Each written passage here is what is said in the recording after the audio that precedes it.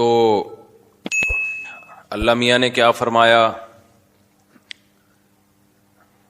کہ بھائی اس کا علم اللہ کے سوا کسی کے پاس نہیں. جب اللہ تعالیٰ چاہے گا واقع کر دے گا، لیکن اللہ کے علم میں ہے، یہ کب اس کا ٹائم متعین ہے. پھر اللہ نے کیا فرمایا، انہا لظیٰ نزاعۃ للشویٰ. جب یہ واقع ہوگی تو جو لوگ اللہ کی نافرمانی کر رہے ہیں، جو اللہ کی آیات پر ایمان نہیں لے کر آتے، ان کو تھوڑا عذاب نہیں ہوگا. وہ جہنم کی آگ بھڑکتا ہوا انگارہ ہے، بھڑکتی ہوئی آگ ہے. نزاعۃ للشویٰ، جو کھال کو ادھیڑ کے رکھ دے گا. تدعو من ادبر وتولی، یہ جہنم کس کو اپنی طرف کھینچے گی؟ ہر اس شخص کو اپنی طرف کھینچے گی جس نے ہمارے احکام سے منہ موڑا. ادبرہ کا معنی پشت دکھائی ہمیں. آپ جب کسی کی طرف متوجہ ہوتے ہیں تو اس کی طرف چہرہ کرتے ہیں، جب منہ موڑتے ہیں، اگنور کرتے ہیں تو پشت پھیر دیتے ہیں آپ.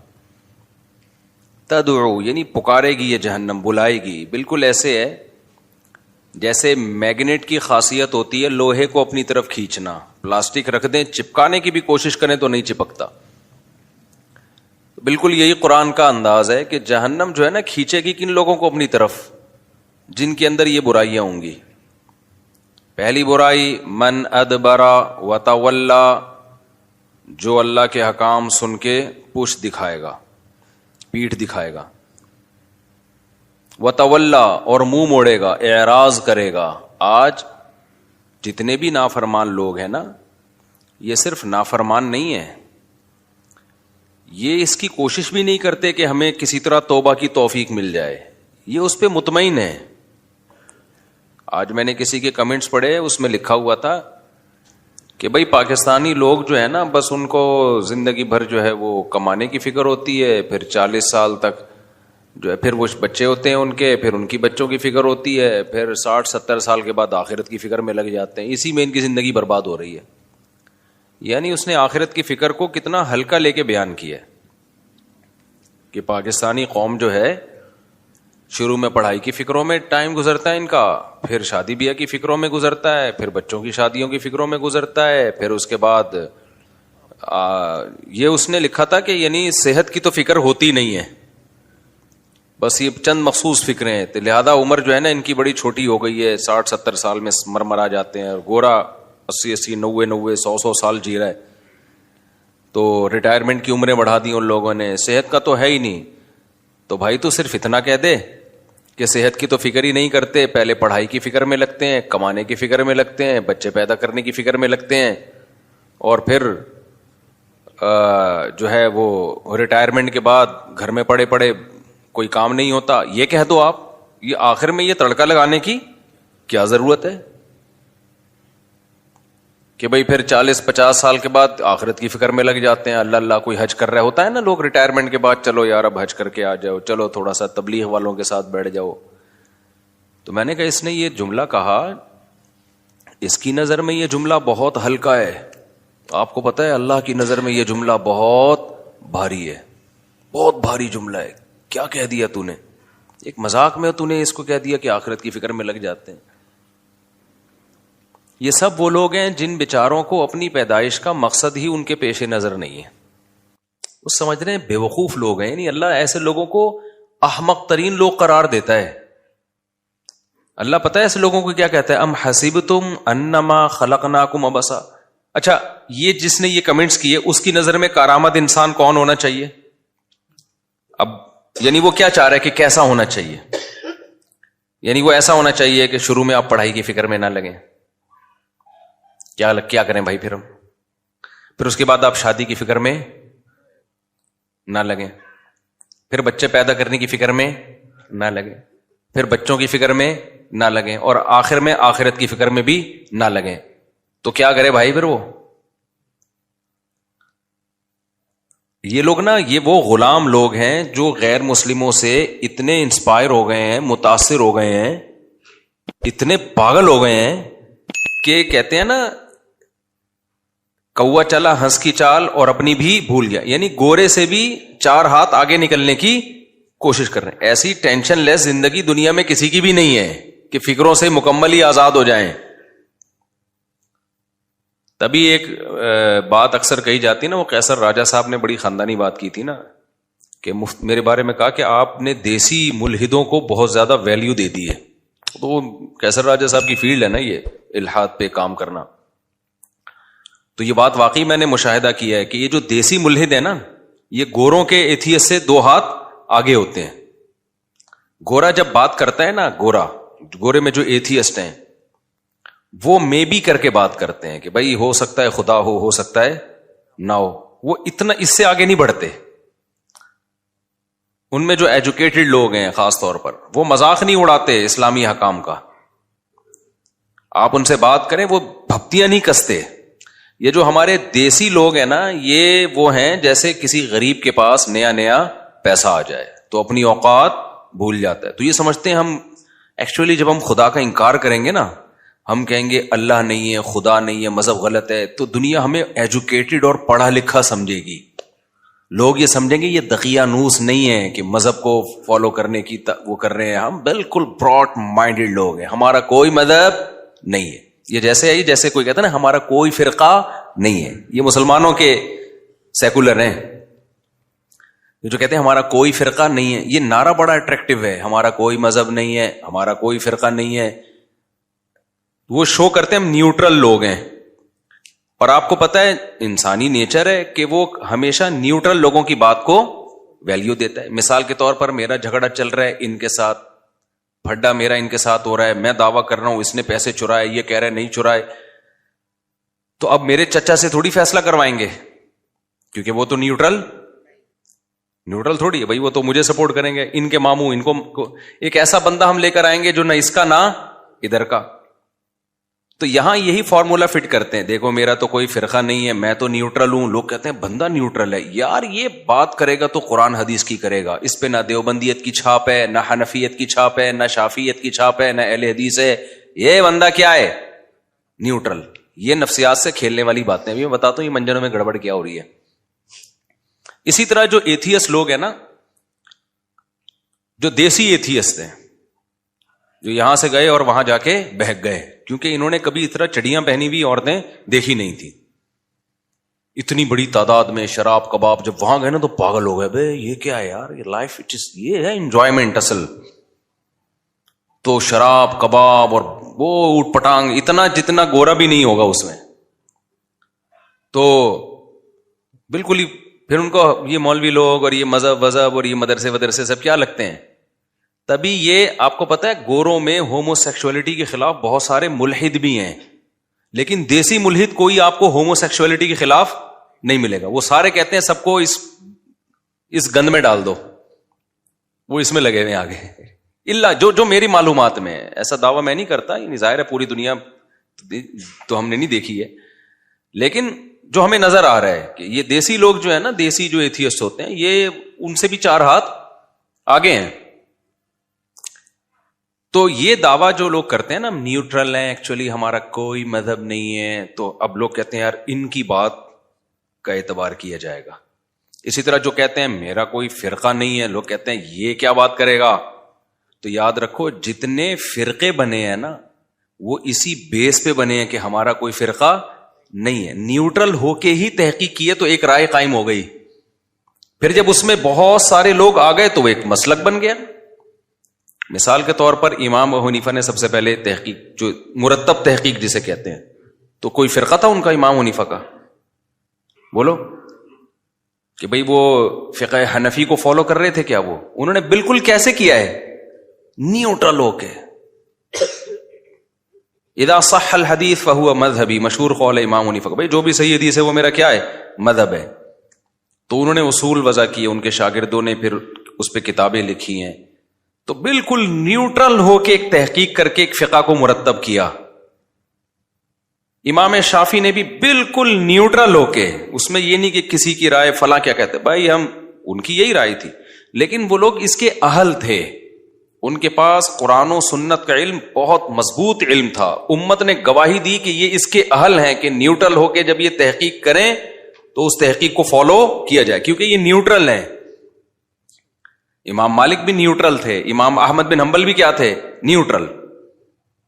اس میں ایسا نہیں ہے کہ فلاں کیا کہہ رہا ہے. امام ابو حنیفہ کا مشہور قول ہے نا کہ میں سب سے پہلے مسئلہ کہاں دیکھتا ہوں, قرآن میں اس کے بعد دیکھتا ہوں حدیث رسول میں, پھر اصحاب رسول میں. اصحاب رسول کے بعد بھی آپ کسی کی رائے کو لیتے ہو, کہتے ہیں ہم رجال و نحن رجال. اصحاب رسول کے بعد اگر کسی نے کوئی رائے قائم کی ہے تو بھائی وہ اگر صاحب رائے ہیں تو ہم بھی کیا ہیں, پھر ہم پر نہیں پابند کہ ہم ان کو فالو کریں. تو یہ نیوٹرل ہو کے ہی تو کر رہے ہیں نا. اب آج کل کے جو فرقے آ رہے ہیں نا وہ کہتے ہیں ہم نیوٹرل ہو کے کر رہے ہیں. ہم کہتے ہیں دیکھو یہ بھی نیوٹرل ہو کے انہوں نے تحقیق کی اور ابو حنیفہ نے بھی نیوٹرل ہو کے تحقیق کی. تو اب آپ مجھے ایک بات بتاؤ, جو تابعین کے دور میں نیوٹرل ہو کے تحقیق کر رہے تھے ان کی تحقیق میں درستگی کا امکان زیادہ ہے, یہ جو آج کل کے آئے ہوئے ہیں ان کی تحقیق میں درستگی کا امکان زیادہ ہے. اگر آپ نیوٹرل ہونے کی بیس پہ کر رہے ہو تو وہ بھی تو نیوٹرل ہی تھے نا, تو کیوں نہ ان کو فالو کیا جائے. یہاں ایک مشہور وہی منجن کہ ہم نے نہ ان کو کرنا ہے نہ ان کو کرنا ہے, ہم نے قرآن اور سنت کو کرنا ہے. تو اب یہ بھی قرآن و سنت کا دعویٰ کر رہا ہے, ابو حنیفہ بھی قرآن و سنت کا دعویٰ کر رہے ہیں, تو وہی باتیں جو یہ کر رہے ہیں وہی بھی کر کے گئے ہیں.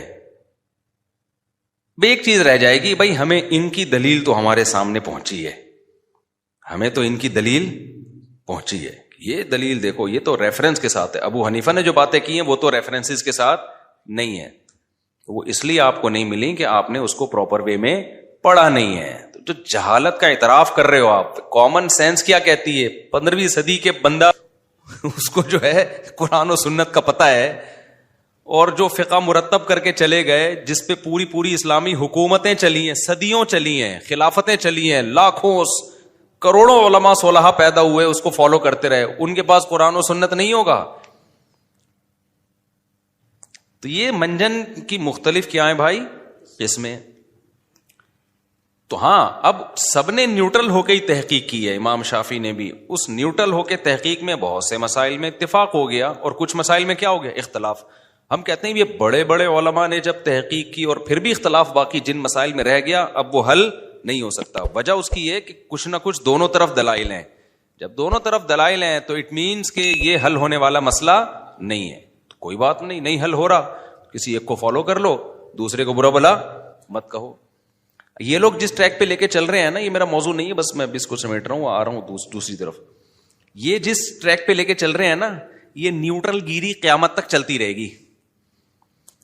مثال کے طور پر انہوں نے کیا کہا کہ ہم تو نیوٹرل ہیں, نہ ہم حنفی ہیں نہ ہم شافعی ہیں, ہم نہ اہل حدیث ہیں, ہم تو نیوٹرل ہیں. لوگوں نے کہا یار, جیسے میرا کہیں بھی بیان جاتا ہے نا تو فوراً ایک کمنٹ آیا ہوتا ہے, بھائی یہ تو حنفی ہے, اس نے کیا کرنا ہے, فقہ حنفی کو سپورٹ کرنا ہے. حالانکہ ایسا نہیں ہے. ہم جب نیوٹرل ہو کے کوئی مسئلے کی تحقیق سامنے رکھتے ہیں نا دلائل کی دنیا میں, تو اس میں حنفیت کو سائڈ پہ رکھ دیتے ہیں ہم, کیونکہ مجھے پتا ہے میرے بہت سے لسنر ایسے ہیں جو فقہ حنفی کو فالو نہیں کرتے, ان کو تھوڑی میں دلیل میں حنفیت پیش کروں گا. لیکن انہوں نے چھاپ بنا لی ہے. اب میں دلائل قرآن و سنت سے دے رہا ہوتا ہوں, حدیث رسول سے دے رہا ہوتا ہوں, اجماع صحابہ سے دے رہا ہوتا ہوں, تو وہ فوراً یہ کیا کر رہے ہیں, حنفی ہیں. حالانکہ وہ مسئلہ امام شافعی کا بھی ہوتا ہے, وہ امام احمد بن حنبل کا بھی ہوتا ہے, وہی امام بخاری کا بھی ہوتا ہے, وہ امام مالک کا بھی ہوتا ہے, ساری دنیا کا وہی ہوتا ہے. تو یہ پروپیگنڈے کی دنیا ہے. اب نیوٹرل گیری کو آپ سمجھ لیں پہلے. نیوٹرل گیری جو آج کل چل رہی ہے نا کہ ہم تو نیوٹرل ہے, ہم پہ کسی فرقے کی چھاپ نہیں ہے. ہوتا پتہ ہے کیا ہے, اب لوگ کہتے ہیں کہ بھائی دو مولویوں میں جب پھڈا چل رہا ہے نا, اب ایک سواد کا بھی تھوڑا سا پھڈا شروع ہوا ہے, ضاد اور ضوا ہے کہ ضاد ہے. اس میں بھی لوگوں نے کیا کیا, ایک عالم کا بیان آیا کہ بھئی یہ ضاد ہے, دال کی طرح ہے. میرا پرانا بیان کسی نے چلایا کہ یہ ضا کی مشابہ ہے. اور ایک اور کیا نام ہے ان کا, مفتی عبدالواحد قریشی صاحب ہے نا, ان کا بھی بیان آیا کہ یہ ضا کے مشابہ ہے, ضا کے مشابہ. اب یہ دو علماء کا اختلاف تھا, تو کسی تیسرے نے آ کے کہا کہ میں تو نیوٹرل ہوں بھائی. وہ اس نے اپنی رائے پیش کر دی. یاد رکھو, نیوٹرل آدمی جب اپنی رائے پیش کر دیتا ہے نا تو وہ نیوٹرل رہتا نہیں ہے, وہ خود اس جھگڑے میں کیا ہو گیا؟ ایک فریق بن گیا ہے. سمجھ میں آ رہی ہے بات کہ نہیں آ رہی ہے؟ مذہبی جھگڑا جب بھی ہوگا تو نیوٹرل قرآن و سنت ہیں. وہ جس کو کہہ رہے ہو کہ یہ ٹھیک ہے وہ تو ٹھیک ہوگا. اب جب عوام سے یہ فیصلہ نہیں ہو پا رہا کہ قرآن و سنت کس کو ٹھیک کہہ رہے ہیں, تو پھر تو اسکالرز ہی فیصلہ کریں گے نا, تو وہ نیوٹرل ہو ہی نہیں سکتے. نہیں آئی میرا خیال ہے بات سمجھ میں؟ مثال کے طور پر آج کسی کے کمنٹس آئے ہوئے تھے سواد دواد اور یہ جو اس طرح کے جھگڑے ہیں نا, کہ کہا کہ فلاں اسکالر ہے وہ اس کا فیصلہ کرے گا. تو مجھے خیال ہوا میں نیچے اس میں لکھ دوں کہ وہ جب 3 کا پھڈا ہو جائے گا تو پھر ہم کہیں گے کہ چوتھا ہوگا جو ان کے تینوں کے درمیان کیا کرے گا فیصلہ, کیونکہ وہ تو بھی ایک فریق بن گئے نا. یہ بالکل ایسا ہی ہے جیسے ہم یہ کہتے ہیں کہ یہ لوگ کہتے ہیں نا یہ اتنے سارے فرقے آپس میں لڑ رہے ہیں تو اس لیے یہ سب کیا ہیں؟ غلط ہیں. تو جب آپ نے کہا یہ سب غلط ہیں تو آپ بھی تو لڑ رہے ہیں کہ نہیں لڑ رہے؟ نہیں یہی بات میرا خیال ہے, کیونکہ یہ سب آپس میں ایک دوسرے کو غلط کہہ رہے تھے. آپ نے کہا کہ یہ سب غلط ہیں تو سب غلط ہو کر ایک اور فرقہ وجود میں آ گیا, تو آپ بھی اسی بیس پہ پھر آپ بھی غلط ہو گئے, کیونکہ جب یہ سب آپس میں لڑنے کی وجہ سے غلط ہیں تو پھر آپ بھی تو ان سب سے لڑنے کی وجہ سے آپ تو سب سے بڑے غلط ہو گئے, کہ یہ تو پھر بھی کوئی ایک سے لڑ رہا ہوگا دوسرے کو سپورٹ کر رہا ہوگا, اور اگر سارے آپس میں لڑ رہے ہیں تو آپ بھی تو ان سب سے لڑ رہے ہو اور یہ سب آپ سے بھی لڑ رہے ہیں, تو وہی جنگ جس کی وجہ سے یہ غلط تھے اسی جنگ میں آپ بھی کیا ہو گئے ہو. تو یہ جو منجن بکھ رہا ہے نا کہ سارے فرقوں کو ختم کر کے لڑائی ختم کرنی ہے, یہ منجن ہی غلط ہے. یہ لڑائی قیامت تک ختم نہیں ہو سکتی, کیونکہ ان فرقوں سے ہٹ کر ذرا اوپر جاؤ. یہ تو قرآن و سنت کا سہارا لیتے ہیں نا. بالکل جو منجن آج کل مسلم اسکالرز منجن بیچ رہے ہیں کہ یہ سارے فرقے چونکہ آپس میں لڑ رہے ہیں اور میں نیوٹرل ہوں, اللہ کی قسم یہی منجن ایتھیسٹ اور ملحد لوگ بیچتے ہیں کہ دیکھو سب خدا کو مانتے ہیں. ہندو بھگوان کہتا ہے اس خدا کو, مسلم اللہ کہتے ہیں, اور انگریز گاڈ کہتے ہیں. خدا کو ماننے والوں میں کتنے فرقے آپس میں بنے ہوئے ہیں. ایک کہتا ہے اللہ نے 1.25 لاکھ پیغمبر بھیجے, دوسرا کہتا ہے کوئی پیغمبر نہیں بھیجا. ایک کہتا ہے کہ جی اتنے بھگوان ہیں, ایک کہتا ہے اتنے بھگوان ہیں. تو خدا کو ماننے والے لوگوں میں اتنے فرقے ہیں, یہ کسی ایک بات پہ جمع کیوں نہیں ہوتے؟ تو جب تک یہ کسی ایک بات پہ جمع نہیں ہوتے یہ سارے کیا ہیں؟ غلط ہے. تو یہ ایتھیس لوگ وہی نعرہ لگاتے ہیں جو مسلم اسکالرز مسلمانوں کو تانا دے کے اپنے آپ کو صحیح قرار دینے کی کوشش کرتے ہیں. ایک ملحد کی تقریر میں نے خود سنی ہے, میں نام نہیں لوں گا. اس نے کہا دیکھو یہ ہندوؤں اور مسلمانوں کے اختلاف, حالانکہ سب خدا کو مانتے ہیں, کہتے ہیں کریٹر ہے. اور انہوں نے کہا جو توحید پرست ہیں, ان میں جو توحید کے دعوے دار ہیں, پرست ہوں یا نہ ہو دعوے دار ہیں, ان کے خود آپس میں جنگیں دیکھ لو, کتنی جنگیں ہوئی ہیں عیسائیوں کی. دیکھو ایتھیس عیسائیت کا بھی دشمن ہے, یہودیت کا بھی دشمن ہے, اور مسلمانوں کا بھی دشمن ہے, ایسا ہی ہے نا. تو کہتا ہے دیکھو یہ سب تو ایک اللہ کو مانتے ہیں اور اسی اللہ کو مانتے ہیں جس نے پیغمبروں کو نبی بنا کے بھیجا. یہ سب ابراہیم کو, موسیٰ علیہ السلام اور یوسف, یہ سب کو یہودی عیسائی مسلمان مانتے ہیں. دیکھو آپس میں ایک دوسرے کو سب غلط قرار دیتے ہیں, ٹھیک ہے نا.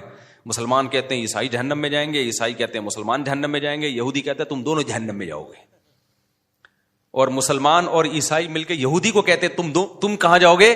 جہنم میں جاؤ گے.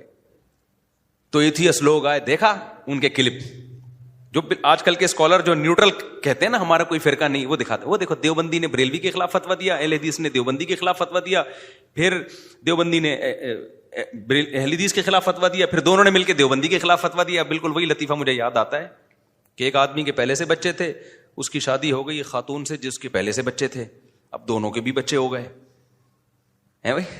تو ابھی آفس میں بیگم کا فون آیا, دیکھیں میرے بچوں نے آپ کے بچوں کو مل کے مارا, آپ کے بچوں نے میرے بچوں کو مل کے مارا, پھر آپ کے بچوں نے اور میرے بچوں نے ہم دونوں کے بچوں کو مل کے مارا ہے, میں بہت ٹینشن میں ہوں, آپ گھر پہنچے.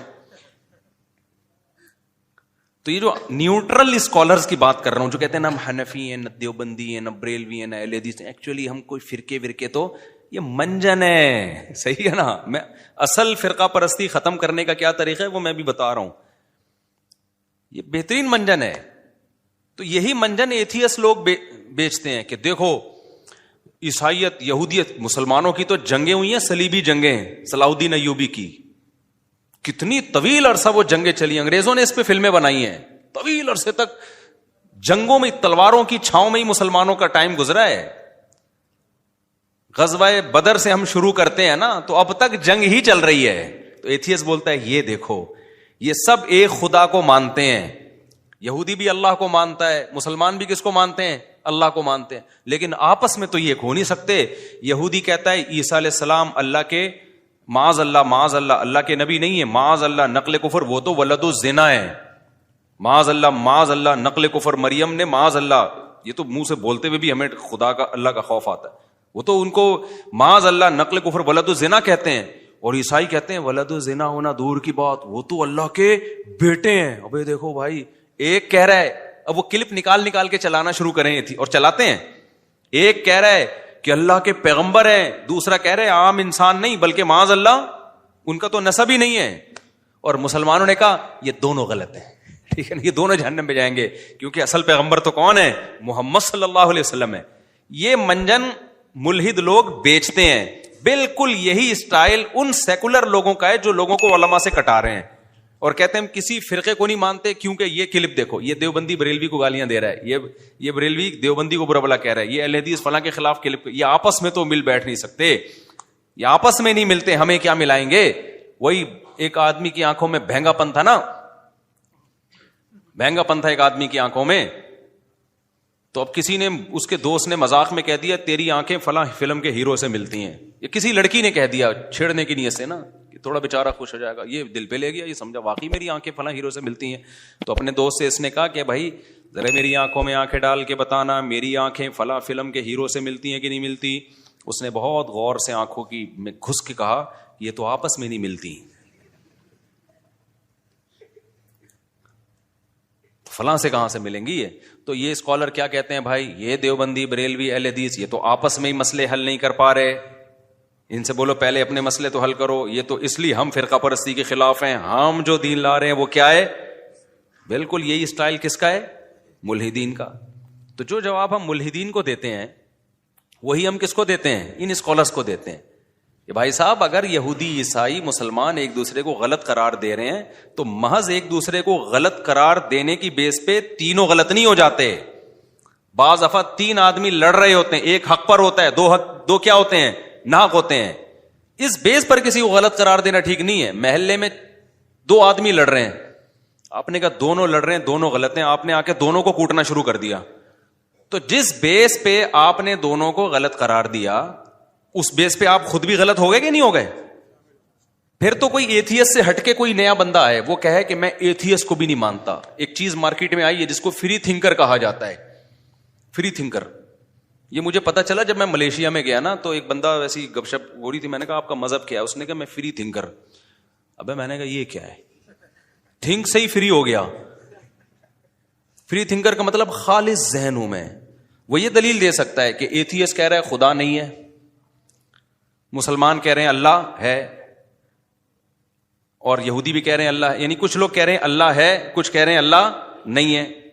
پھر جو کہہ رہے ہیں اللہ ہے ان میں اتنے فرقے ہیں, کوئی کہہ رہے ایک ہے, کوئی کہہ رہے بہت سارے ہیں.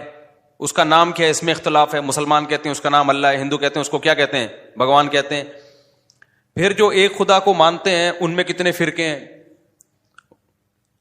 ایک کہتے ہیں عیسیٰ علیہ السلام اللہ کے بیٹے ہیں, عام پیغمبروں سے بھی بہت اونچے ہیں, وہ تو اللہ کے بیٹے ہیں. ایک کہہ رہے کہ وہ تو معاذ اللہ نقل کفر, وہ تو ولد الزنا ہے, نقل کفر, کفر نباشت. اور مسلمان کہہ رہے ہیں بھائی کہ عیسیٰ اللہ کے نبی ہیں, لیکن محمد صلی اللہ علیہ وسلم وہ بھی اللہ کے نبی ہیں. تو وہ فری تھنکر کیا. اور دوسرا کہہ رہے خدا سرے سے ہے ہی نہیں. تو اس نے کہا یہ سارے غلط ہیں. صحیح کیا ہے بھائی؟ صحیح میں ہوں, صحیح میں ہوں. کیوں صحیح ہو؟ کیونکہ یہ سارے کیا ہیں؟ ابے تو تیرا بھی تو کوئی نظریہ ہوگا نا. اب وہ اگر کوئی نظریہ اختیار کرتا ہے تو وہ بھی فریق کا حصہ بن جاتا ہے. وہ کہتا ہے خدا نہیں ہے تو چل تو بھی تو اسی فریق کا حصہ بن گیا. وہ کہتا ہے خدا ہے تو بھئی ہے تو کس تفصیل کے ساتھ ہے؟ ایک ہے یا بہت سارے ہیں؟ ایک ہے تو آسمانی کتابوں کا ماننے والا ہے. پھر تو کہ پھر جو ہے عیسیٰ اللہ کے بیٹے ہیں یا نہیں ہے, تو بھی تو اسی جنگ میں آ گیا نا بھائی. تو وہ اس کے جواب میں کہتا ہے میرا کوئی کانسیپٹ ہی نہیں ہے, میں فری تھنکر ہوں. یہ مطلب ہے میرا کوئی فرقہ نہیں ہے. جب کہتا ہے نا کوئی میرا کوئی فرقہ نہیں ہے تو اس کا مطلب میں فری تھنکر, وہ جو جس کا اینڈ وہاں ہوا تھا نا, تو بھی یہی ہے. تو یہ مارکیٹ میں منجن کیا ہو رہا ہے. تو بھائی آپ نہ فرقوں کو ختم کر سکتے ہو, کوشش کرو ختم کرنے کی. کوشش کیسے کرو؟ آپ اس میں تحقیق کرو ان میں صحیح کون سا ہے, جو صحیح ہے اس کو سپورٹ کرو. اس صحیح میں اگر کچھ غلطیاں ہیں تو ان کی اصلاح کی کوشش کرو, یہ طریقہ ہے. اور چھوڑ دو جو صحیح نہیں ہوتا اس کو اپنے حال پہ چھوڑ دو, وہ آپ کے ذمہ نہیں ہے. نہ قیامت میں آپ سے سوال ہوگا. ہمارے نبی صلی اللہ علیہ وسلم کو اللہ نے بھیجا, فرقوں کو ختم کرنا تو بات کی بات ہے. سب سے پہلے تو دنیا کے مختلف مذاہب کا مسئلہ تو فرقوں سے بھی اوپر کی چیز ہے نا. ارے ایک آدمی دیوبندی بریلوی اہل حدیث بن جاتا ہے, یہ زیادہ برا ہے, یہ وہ ہندو ہو جاتا ہے, یہ زیادہ برا ہے. ہندو ہو کے تو وہ مانتا ہی نہیں قرآن کو. تو فرقوں کے ختم کرنے سے بڑا ٹاسک جو ہمارے پاس ہے وہ تو مختلف مذاہب کو ختم کرنا ہے, کیونکہ ہمارا یہ دعویٰ ہے کہ اسلام ہی نجات کا واحد ذریعہ ہے. لیکن کیا کر پائے ہم لوگ اب تک؟ اب کوئی ایتھیسٹ کہے کہ تم لوگ آپس میں اختلاف ختم نہیں کر پا رہے, تمہارے تو اتنی جنگیں, تمہاری تو, ہم کہیں گے نہیں کر پا رہے بھائی, ہمارے بس میں نہیں ہے. ہم حق بیان کر دیتے ہیں, بھائی یہ ٹھیک ہے, جس نے ماننا ہے مانے, نہیں مانا تو ہمارے پاس وہ ڈنڈا ہے نہیں چلانے کے لیے.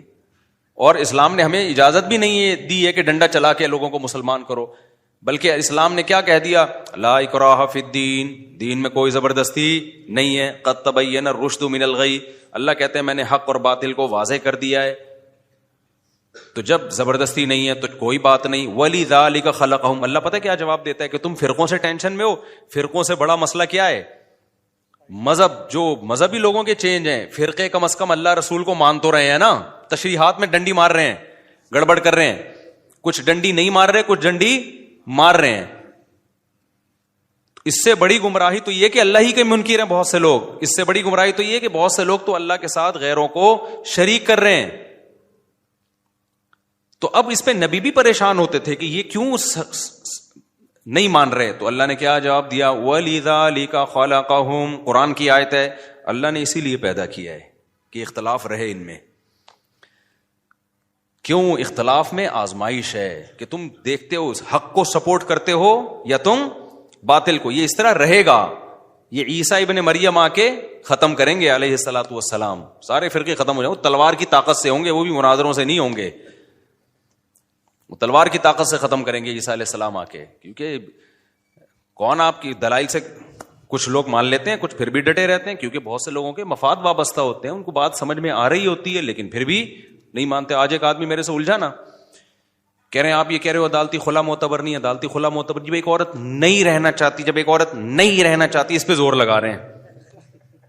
میں نے کہا بھائی اگر ظلم کر رہا ہے تو پھر تو ہم بھی یہ کہتے ہیں کورٹ کا خلا معتبر ہے. جب ظلم نہیں کر رہا, اس کے بیسک حقوق پورے کر رہا ہے, کہہ رہے ہیں ٹھیک ہے کر رہا ہے, لیکن وہ نہیں رہنا چاہتی, وہ نہیں رہنا چاہتی, وہ مجھے نا ظہر کے بعد وہ اسی طرح, تو کیوں اس کو مجبور کر رہے ہیں؟ فائدہ کیا رہنے کا؟ میں نے کہا اس کا حل شریعت نے بتایا ہے کہ اگر حقوق بھی ادا کر رہا ہے لیکن عورت کو کسی بھی وجہ سے میاں پسند نہیں آ رہا, تو اللہ نے ایک راستہ رکھا ہے کہ بھائی شوہر سے طلاق کا یعنی خلا کا مطالبہ کر لو, اور خلا طلاق ہی ہے, اس کو بولو مہر لے لے بھائی میری جان چھوڑ دے. شوہر اگر اس بات کو سیریس نہیں لیتا تو کورٹ میں کیس کر دے. کورٹ میں یہ کیس نہیں کرے جج میں آپ کی بیوی ہوں لہذا آپ مجھے طلاق دے دو. کورٹ میں کہے کہ میں بیوی جس کی ہوں دے گا وہی, آپ صرف اپنی بیوی کو دیں گے, ہاں میں جس کی بیوی ہوں نا مجھے وہی دے گا, لیکن وہ میری بات کو سیریس نہیں لے رہا. کورٹ کا مطلب یہ ہوتا ہے کہ شوہر سیریس لے, آپ اس کو نوٹس بھیج کے بلائیں تو شوہر پھر سیریس لے گا, اور شوہر کو یہ بھی اطمینان ہو جائے گا کہ بھائی جب عدالت انوالو ہوتی ہے تو میرا مہر مجھے لازمی ملے گا, ورنہ ایسا نہ ہو میں نے ادھر طلاق دی اور مہر بھی لے کے بیوی شارٹ ہو جائے. تو جتنے بھی پھر خلا کے بعد کے جو مسائل ہیں, عدت کا خرچہ, اس میں کورٹ انوالو ہوگی. جب کورٹ انوالو ہوتی ہے تو بھاگنے کا راستہ نہیں رہتا, نہ شوہر کے لیے نہ بیوی کے لیے. تو میں نے کہا یہ راستہ, اگر وہ دے دیتا ہے تو ٹھیک ہے, نہیں دے دیتا تو پھر کیا کرے, صبر کرے وہ, کیونکہ طلاق کا حق, نکاح ختم کرنے کا حق تو مرد کے پاس ہے. پھر وہی نہیں, جب وہ نہیں رہنا چاہتی ہے,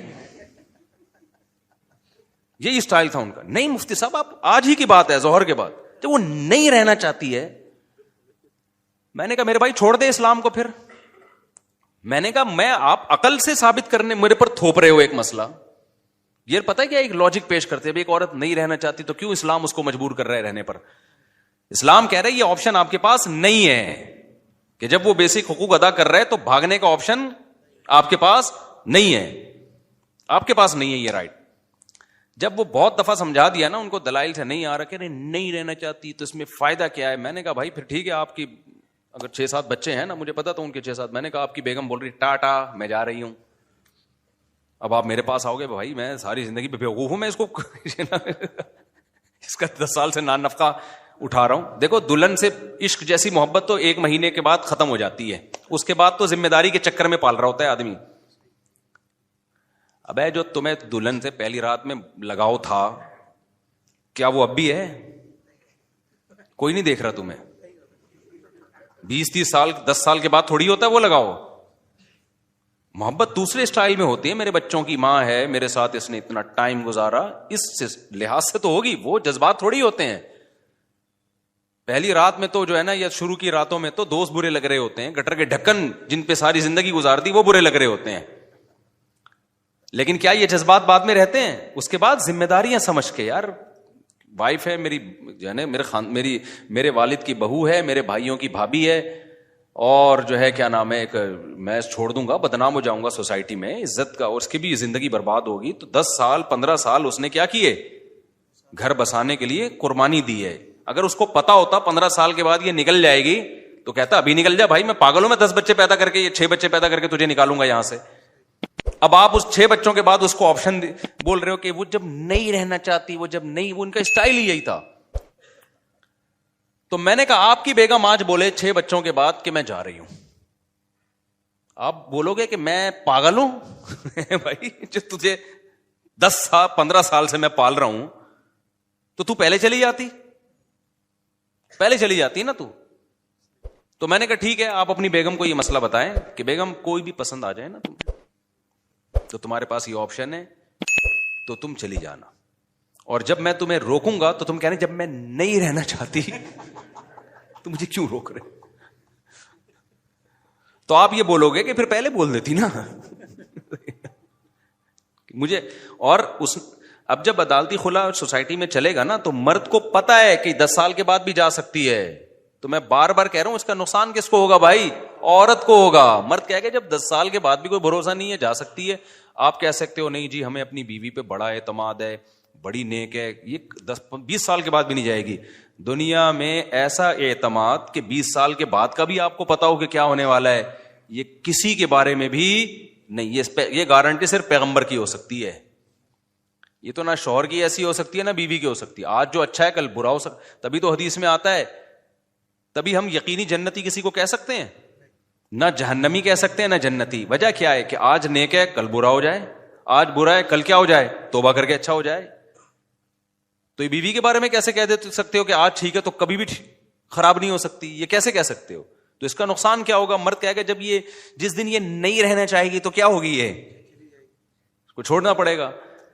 تو میں نے کہا بھائی میں اسلام آپ کے سامنے بتاؤں گا، آپ کو اسلام سمجھ میں نہیں، چھوڑ دو آپ اسلام. پھر وہی اسکالرز آ جاتے ہیں آج کل جو مشکات کی اتنی حدیثیں پھینکتے رہو بیٹھ کے. کوئی حدیث نہیں ہے مشکات کی جس میں آ رہا ہے کہ جب کوئی نہیں رہنا چاہتی تو وہ کیا ہوگا، وہ چلی جائے گی. ایسی کوئی حدیث نہیں ہے مشکات کی، جج کوئی اختیار ہی نہیں ہے. تو خیر ہم کہاں جا رہے تھے؟ تو میں نے کہا بھائی جو فری تھنکر ہے نا، اب وہ کیا کہتا ہے کہ دیکھو یہ اس سے لڑ رہے ہیں، وہ اس سے لڑ رہے ہیں، یہ فلانے سے لڑ رہا ہے، یہ ڈمکانے سے لڑ رہا ہے. تو اب آپ نے کیا کیا؟ آپ نے کہا کہ چونکہ ملحدین کے اپنے پھڈے چل رہے ہیں، جو خدا کے منکر ہیں ان کے خدا والوں سے، اور خدا جو مانتے ہیں ان کے آپس میں، تو اب میں نیوٹرل ہوں گا. میں ان میں سے کسی کو بھی ٹھیک نہیں سمجھتا. اب نیوٹرل ہو کے تو کیا کرے گا؟ سارے عقیدے تو ختم ہو گئے نا. جو خدا کو ماننے والے بھی ختم، خدا کا انکار کرنے والے بھی. پھر جو خدا کو مانتے ہیں ان میں توحید پرست بھی اور مشرک بھی. پھر جو توحید پرست کا دعویٰ کرتے ہیں سچی مچی میں توحید پرست ہیں بھی یا نہیں ہیں وہ بھی. پھر پیغمبروں کو ماننے والے نہ ماننے والے سارے ختم ہو گئے. اب تو کیا کرے گا؟ ہم تو کہیں گے انہی میں سے جو صحیح لگتا ہے اس کو فالو کر. جو کہتا ہے یہ چونکہ آپس میں لڑ رہے ہیں لہذا میں ان میں سے کسی کو بھی ٹھیک بولو نہیں مانتا. اب کیا عقیدے تو سارے ختم ہو گئے ہیں بھائی مارکیٹ میں. تو ایک نیا اس نے فرقہ بنایا کہ فری تھنکر. فری تھنکر کا مطلب نہ میں یہ مانتا ہوں کہ اللہ ہے، نہ میں یہ مانتا ہوں کہ اللہ نہیں. یعنی یہ بھی ایک کانسیپٹ ہے. دماغ کو خالی رکھ کے زندگی گزارو. حالانکہ یہ سب سے برا کانسیپٹ ہے. یہ یوں سمجھو کہ بارش سے بھاگا اور پرنالے کے نیچے آ کے کھڑا ہو گیا. آپ کو ایک بندہ آ کے کہہ رہے یہ تمہارا باپ ہے. کچھ آپ جنگل میں کہیں گم ہو گئے تھے, اب کوئی صاحب آ کے کہہ رہے ہیں یہ آپ کے والد صاحب ہیں یا یہ آپ کی والدہ ہیں. تو آپ کیا کر رہے ہو؟ اب تحقیق نہیں کر رہے کہ والدہ ہیں یا نہیں ہے. یا تو آپ تحقیق کر کے ثابت کر دو بھائی یہ میری ماں نہیں ہے, یہ کیا ہے, میری ماں نہیں ہے. کوئی نہ کوئی دلیل کے تانے بانے آپ ملا دو, مناظرے شروع ہو جائیں گے, آپ کے ڈی این اے کی رپورٹیں آنا شروع ہو جائیں گی, لیکن آپ کا ایک کانسیپٹ ہوگا. تو کچھ لوگ آپ کا ساتھ بولو دے دیں گے, کچھ جو آپ کے دلائل سے متفق ہوں گے.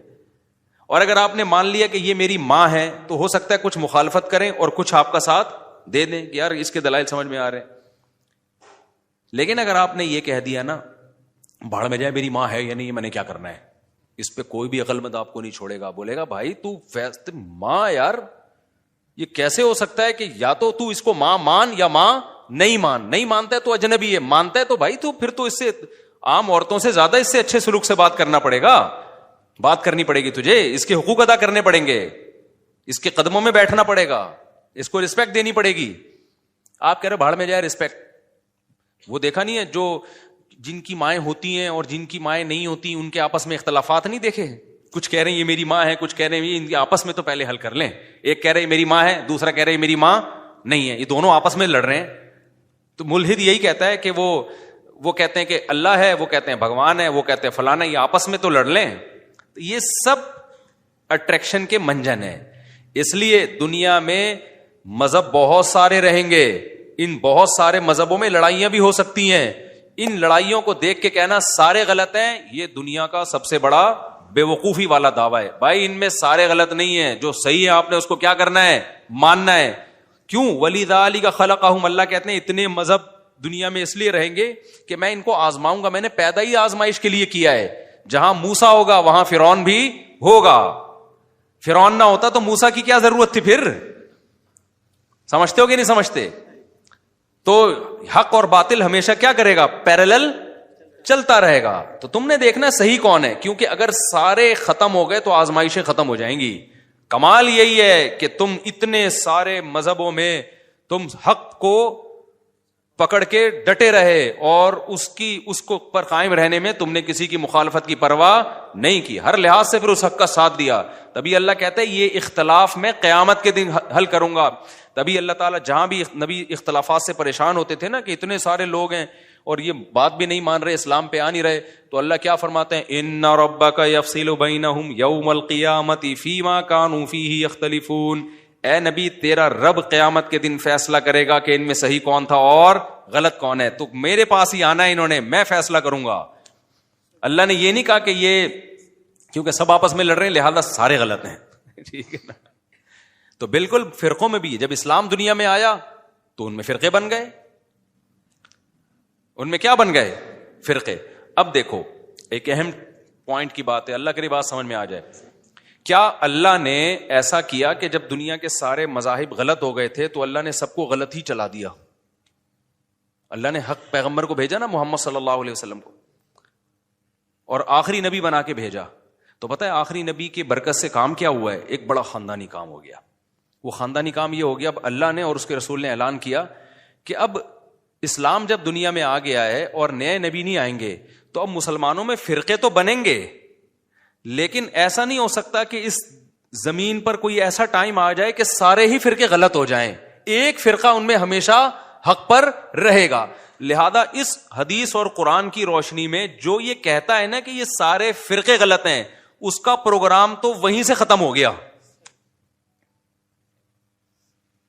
نہیں آئی میرا خیال ہے بات, آپ کی سمجھ میں نہیں آئی نا. اب اتنے سارے فرقے ہیں نا, کہہ رہے ہیں یہ اتنے فرقے, وہ دیوبندی کہتے ہیں بریلوی غلط, وہ کہتے ہیں اہل حدیث غلط, وہ کہتے ہیں فلانا غلط, وہ کہتے ہیں ڈھمکانا غلط, ہوتی ہے یہ سارے غلط ہیں, میں نیوٹرل ہوں. تو آپ کا نیوٹرل ہونا قرآن و سنت کی روشنی میں آپ کے گمراہ ہونے کی دلیل ہے. سمجھتے ہو کہ نہیں سمجھتے؟ نیوٹرل ہونا آپ کے گمراہ ہونے کی کیا ہے؟ دلیل ہے. کیونکہ اس کا مطلب آپ ان سب کو غلط سمجھ رہے ہو, تبھی تو آپ نیوٹرل کی طرف گئے ہو نا, کہ نیوٹرل بنے ہو.